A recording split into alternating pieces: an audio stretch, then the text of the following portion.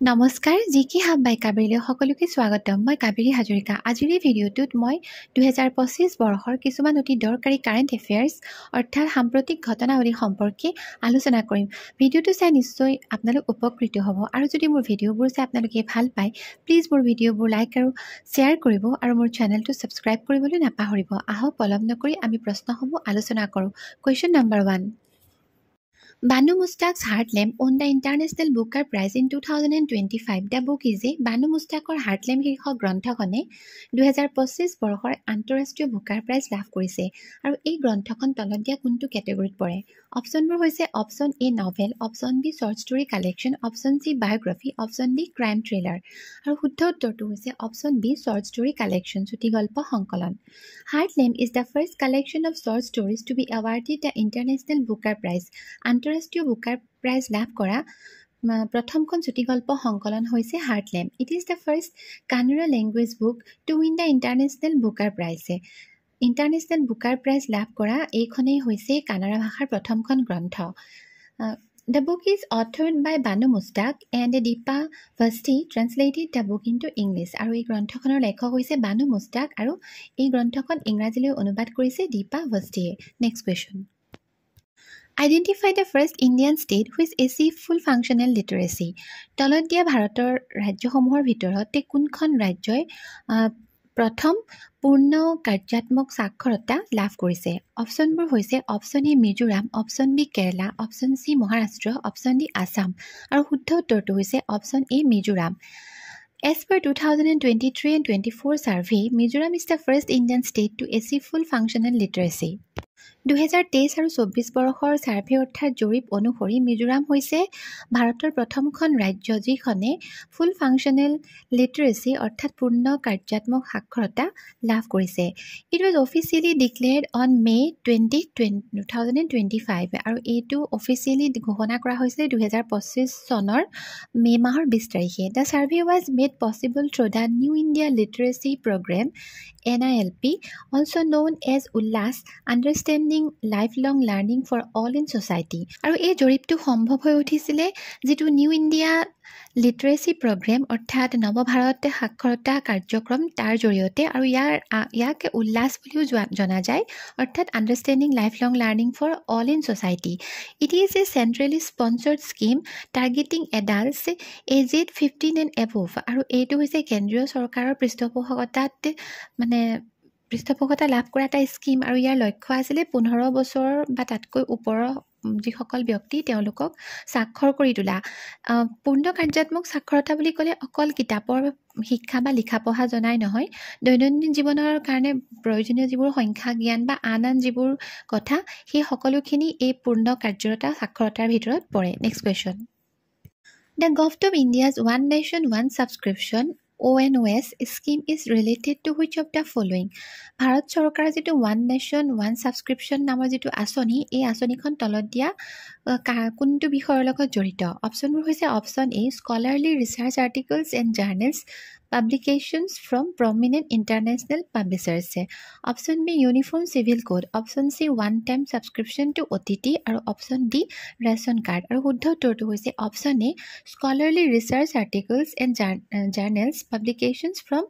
prominent international publications বিখ্যাত আন্তঃৰাষ্ট্ৰীয় প্ৰকাশকৰ যিবোৰ গৱেষণামূলক প্ৰবন্ধ তথা ই জাৰ্নেলসমূহৰ যিবোৰ সুবিধা প্ৰদান কৰা হয় ইয়াৰ বিষয়ে কোৱা হৈছে One Nation One Subscription is an initiative proposed by the Government of India that aims to provide countrywide access to national and international scientific and academic content. One Nation One Subscription হৈছে ভাৰত চৰকাৰৰ দ্বাৰা প্ৰস্তাৱিত এটা initiative বা আঁচনি যাৰ মূল উদ্দেশ্য হৈছে গোটেই ভাৰত জুৰিয়ে যিবোৰ ৰাষ্ট্ৰীয় বা আন্তঃৰাষ্ট্ৰীয় পৰ্যায়ৰ যিবোৰ সাইন্টিফিক বা একাডেমিক যিবোৰ পঢ়া শুনাৰ লগত জড়িত যিবোৰ কন্টেন্ট আছে ইয়াৰ সুবিধাবোৰ প্ৰদান কৰা The ONOS is starting its operations from 1st January 2025 আৰু এই One Nation One Subscriptionৰ যেটো আঁচনি এইটো আৰম্ভ হৈছে 2025 বৰ্ষৰ 1 জানুৱাৰীৰ পৰা সমগ্ৰ ভাৰতবৰ্ষতে গৱেষণা আৰু শৈক্ষিক সুবিধা বৃদ্ধিৰ বাবে লোৱা এইটো হৈছে এক প্ৰকাৰ আঁচনি আৰু এই আঁচনিৰ লক্ষ্য হৈছে ভাৰতৰ 1.8 কোটিৰো অধিক ছাত্ৰ ছাত্ৰী অধ্যাপক তথা গৱেষকক 30 জন বিখ্যাত আন্তঃৰাষ্ট্ৰীয় প্ৰকাশকৰ 13,000 ই-জাৰ্নেলৰ সুবিধা প্ৰদান কৰা। Next question. Identify the state or union territory whose debut won the first prize in the Republic Day Parade 2025 in the state or union territory category. তলত দিয়া ৰাজ্যকেইখন বা কেন্দ্ৰীয় শাসিত ৰাজ্যকেইখনৰ ভিতৰত সেই ৰাজ্যখন বিচাৰি উলিয়াব লাগে যিখন ৰাজ্যই 2025 বৰ্ষৰ গণতন্ত্ৰ দিৱসৰ শোভাযাত্ৰাত ফাৰ্ষ্ট প্ৰাইজ লাভ কৰিবলৈ সক্ষম হৈছে। অপশ্যনবোৰ হৈছে option A Uttar Pradesh, option B Gujarat, option C Uttarakhand, option D Pondicherry আৰু শুদ্ধ উত্তৰটো হৈছে option A Uttar Pradesh. In the republic day parade 2025, Uttar Pradesh won the first prize for its debut title Mahakumbh বিৰাসত और বিকাশ। 2025 বৰ্ষৰ গণতন্ত্ৰ দিৱসৰ যিটো পেৰেড হৈছিলে শোভাযাত্ৰা তাত উত্তৰ প্ৰদেশে প্ৰথম স্থান লাভ কৰিবলৈ সক্ষম হৈছিলে আৰু তেওঁলোকৰ শোভাযাত্ৰাৰ মূল বিষয়বস্তু বা টাইটেলটো আছিলে মহাকুম্ভ বিৰাসত और বিকাশ। আৰু ইয়াত এই পেৰেডৰে ছেকেণ্ড প্ৰাইজটো পাইছিলে ত্ৰিপুৰা আৰু থাৰ্ড পজিশ্যন পাইছিলে অন্ধ্ৰপ্ৰদেশে। Next question. Which state is known as the Apple Bowl of India? তলত দিয়া কোনখন ৰাজ্যক ভাৰতৰ এপল বল বুলি কোৱা হয়? অপশ্যনবোৰ হৈছে option A Jammu and Kashmir, option B Himachal Pradesh, option C Uttarakhand, option D Arunachal Pradesh আৰু শুদ্ধ উত্তৰটো হৈছে option B Himachal Pradesh. Kodgar is known as Apple Bowl of India and the area is one of the wealthiest in Himachal Pradesh due to its high quality of apple and cherry cultivation. এই কোডগড় হিমাচল প্ৰদেশৰ যিখন কোডগড় নামৰ গাঁও এইখন চিমলা ডিষ্ট্ৰিক্টত পৰে আৰু ইয়াক মানে ভাৰতৰ এপল বল বুলি কোৱা হয় আৰু এই ঠাইখন এটুকু ধনী ঠাই বুলিও ধৰা হয় কাৰণ ইয়াত যিটো এপল আৰু লগতে আপেল আৰু যিটো চেৰি কাল্টিভেশ্যন অৰ্থাৎ উৎপাদন হয় খেতি কৰা যায় এইটো অতি উচ্চ মানদণ্ডৰ। Next question. Which state is known as the fruit bowl of India? তলত দিয়া কোনখন ৰাজ্যক ভাৰতৰ ফ্ৰুট বল বুলিও কোৱা হয়? অপশ্যনবোৰ হৈছে option A Himachal Pradesh, option B Uttarakhand, option C Jammu and Kashmir, option D Kerala আৰু শুদ্ধ উত্তৰটো হৈছে option A Himachal Pradesh. Himachal Pradesh is known as the fruit bowl of India due to its abundant cultivation of a variety of fruits, especially apples, peaches, plums and apricots. ভাৰতৰ হিমাচল প্ৰদেশক fruit bowl of India বুলিও কোৱা হয় কাৰণ ইয়াত বিভিন্ন প্ৰকাৰৰ ফল মূল যেনে আপেল, পিচেছ হওক, প্লামছ হওক, এপ্ৰিকটছ, নৰা বগৰী এইবোৰ অতি প্ৰচুৰ পৰিমাণে উৎপাদন হয়। The region is famous for its high quality apples and other stone fruits. আৰু এই গোটেই অঞ্চলটো অতি উচ্চ মানদণ্ডৰ আপেল উৎপাদন কৰা হয় আৰু লগতে ইয়াত যিবিলাক ষ্টোন ফ্ৰুট অৰ্থাৎ মাজত যে গুটি থকা যিবোৰ ফল সেই ফলবোৰো অতি উচ্চ মানদণ্ডৰ হয়, হাই কোৱালিটিৰ হয়। Next question. The world's first Asian king vulture conservation and breeding center is situated in which of the following states? ভাৰতৰ প্ৰথমটো এছিয়ান কিং ভালচাৰ অৰ্থাৎ যিটো ৰজা শগুনৰ যিটো কনজাৰ্ভেশ্যন এণ্ড ব্ৰিডিং চেণ্টাৰ সংৰক্ষণ আৰু প্ৰজনন কেন্দ্ৰ এইটো তলত দিয়া কোনখন ৰাজ্যত আছে? অপশ্যনবোৰ হৈছে option A Uttar Pradesh, option B Bihar, option C Assam, option D Madhya Pradesh আৰু শুদ্ধ উত্তৰটো হৈছে option A Uttar Pradesh. On September 6, 2024, Uttar Pradesh Chief Minister Yogi Adityanath inaugurated the Jatayu Conservation and Breeding Center in Vairivasi of the Gorakhpur Forest Division. 2024 বৰ্ষৰ 6 ছেপ্টেম্বৰ তাৰিখে উত্তৰ প্ৰদেশৰ chief minister মুখ্যমন্ত্ৰী যোগী আদিত্যনাথ দেৱে এই জটায়ু কনজাৰ্ভেশ্যন আৰু ব্ৰিডিং চেণ্টাৰ এইটো শুভাৰম্ভ কৰিছিলে আৰু ই আছে ভৰিবৈচিতে অফ গোৰখপুৰ ফৰেষ্ট ডিভিজন। গোৰখপুৰৰ যিটো ফৰেষ্ট ডিভিজন তাৰ ভৰিবৈচিৰ নামৰ ঠাই টুকুৰাত এই জটায়ু কনজাৰ্ভেশ্যন আৰু ব্ৰিডিং চেণ্টাৰটো অৱস্থিত। Asian king vulture is also' known as the red headed vulture আৰু এছিয়ান কিং ভালচাৰক ৰেড হেডেড ভালচাৰ বুলি কয় কাৰণ ইয়াৰ মূৰটো ৰঙা। Next question. Poshan Pakhwada an annual nutrition awareness drive and a key initiative of the Government of India's Poshan Abhiyan emphasized on 4 key themes in 2025.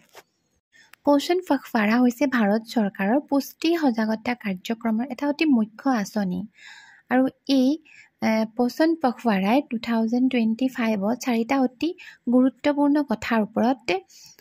মনোনিৱেশ কৰিছে which of the following is one of the 4 key themes of 2025 আৰু তলত 4টা option দিয়া হৈছে তাৰ ভিতৰতে কোনটো হৈছে সেই 4টা মূল উদ্দেশ্য বা মূল লক্ষ্যৰ অন্তৰ্গত অপচনবোৰ হৈছে option A popularization of sea food option B promotion and popularization of millets option C focus on the first 1000 days of life আৰু option D strengthening of saksham anganwadis আৰু শুদ্ধ উত্তৰটো হৈছে option C focus on the first 1000 days of life জীৱনৰ প্ৰথম 1000টা দিনৰ ওপৰত গুৰুত্ব প্ৰদান কৰা পোষণ pakhwada 2025 is a 15-day nutrition awareness campaign in India held from 8 April to 22nd April 2025 organized by the Ministry of Women and Child Development. পোষণ পখৱাড়া 2025 হৈছে এটা 15 দিনীয়া পুষ্টি সজাগতা এটা অনুষ্ঠান কেম্পেইন আৰু এইটো আৰম্ভ হৈছিলে 8 এপ্ৰিলৰ পৰা 22 এপ্ৰিল 2025 লৈকে আৰু ইয়াক অৰ্গেনাইজ কৰিছিলে ministry of women and child ডেভেলপমেণ্টে পোষণ পখৱাড়াত 4টা অতি গুৰুত্বপূৰ্ণ কথাত গুৰুত্ব দিয়া হৈছে 4টা কথাত গুৰুত্ব দিয়া হৈছে আৰু সেইকেইটা হৈছে focus on the first 1000 days of life অৰ্থাৎ মানে শিশু এটা জন্ম হোৱাৰ পৰা মানে যিটো নিউট্ৰিশ্যনৰ পুষ্টিৰ যিটো তাৰ ৰোল মানে প্ৰেগনেঞ্চি পিৰিয়ডৰ পৰা আৰম্ভ কৰি চাইল্ডটোৰ ছেকেণ্ড বাৰ্থডেলৈকে সেই গোটেইখিনি সময়ৰ ওপৰত ইয়াত গুৰুত্ব দিয়া হ'ব তাৰোপৰি শিশু এটাৰ মাল নিউট্ৰিশ্যন অৰ্থাৎ পুষ্টিহীনতা বা হেল্ডি লাইফষ্টাইল এইবোৰৰ ওপৰতো এই পোষণ পখৱাড়াই গুৰুত্ব প্ৰদান কৰে next question Mahakumbh Mela is held in every Mahakumbh Mela কিমান বছৰৰ মূৰে মূৰে পাতা হয় অপশ্যনবোৰ হৈছে option A 12 years option B 100 years option C 125 years option D 144 years আৰু শুদ্ধ উত্তৰটো হৈছে option D 144 years Mahakumbh is held in every 144 years Purna Kumbh is held in every 12 years and Ardha Kumbh is held in every 6 years Mahakumbh 144 বছৰৰ অন্তৰত হয় Purna Kumbh 12 বছৰৰ অন্তৰত হয় আৰু যেটো Ardha Kumbh হেতু 6 বছৰৰ অন্তৰত হয় next question India's first reading lounge was constructed at which of the following ভাৰতৰ প্ৰথমটো অধ্যয়ন বিশ্ৰাম কক্ষ তলত দিয়া কোনটো বিমানবন্দৰত গঠন কৰা হৈছে অপচনবোৰ হৈছে option A Gopinath Bordoloi international airport option B new Delhi international airport option C Bangalore international airport আৰু option D Lal Bahadur Shastri international airport আৰু শুদ্ধ উত্তৰটো হৈছে option D Lal Bahadur Shastri international airport Lal Bahadur Shastri international airport in Varanasi became the first airport in India to have a free dedicated reading lounge বাৰাণসীৰ লাল Bahadur Shastri international এয়াৰপৰ্টেই হৈছে ভাৰতৰ প্ৰথমটো airport য'ত মানে প্ৰথমটো অধ্যয়ন বিশ্ৰাম কক্ষ বা জিৰণি কক্ষ স্থাপন কৰা হৈছে ইট ৱাজ ইনগ্ৰেটেড অন মে 9 2023 আৰু এইটো শুভাৰম্ভ কৰা হৈছিলে 2023 চনৰ 9 মে তাৰিখে The lounge was established with the assistance of the National Book Trust, an autonomous body under the Ministry of Education. Ministry of এডুকেশ্যনৰ অন্তৰ্গত নেশ্যনেল বুক ট্ৰাষ্টৰ সহায়ত এই লাউঞ্জটো গঠন কৰা হৈছে বন্ধুসকল আজিৰ ভিডিঅ'টোত ইমানেই আশা কৰোঁ ভিডিঅ'টো চাই আপোনালোকে ভাল পালে আৰু যদি মোৰ ভিডিঅ'বোৰ চাই আপোনালোকে ভাল পায় প্লিজ মোৰ ভিডিঅ'বোৰ লাইক আৰু শ্বেয়াৰ কৰিব আৰু মোৰ চেনেলটো ছাবস্ক্ৰাইব কৰিবলৈ নাপাহৰিব ধন্যবাদ